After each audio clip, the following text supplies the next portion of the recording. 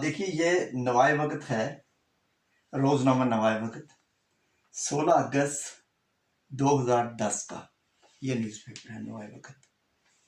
ये मैं आपको दिखा रहा हूँ और ये इसका एडिशन है और इसमें फुल पेज एक फीचर है मेरा लिखा हुआ है 16 अगस्त 2010 का 16 अगस्त 2010 का मेरा लिखा हुआ है एक फीचर है।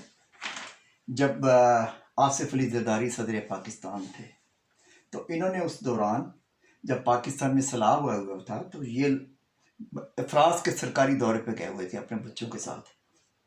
तो ये उस वक्त मैंने ये फीचर लिखा था और ये छपा था नवाए वक्त में। इसमें एक लाइनें ऐसी हैं कि जो मैं आपको पढ़ के सुनाता हूँ, ये जरा सुनिए गौर से। इसमें डेली टेलीग्राफ ने 3 अगस्त को जरदारी के बारे में जो कुछ कहा वो मैं आपको पढ़ के सुना रहा हूँ। Asif Ali Zardari, life and style of Pakistan to Mr. 10%.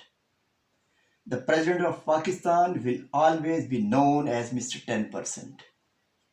Even to many of those who hail his wife Benazir Bhutto as a martyr and national hero.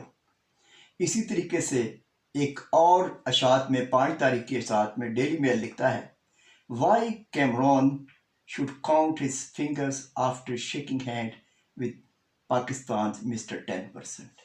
ये देख लीजिए, अंदाज़ा कर लीजिए ज़रा।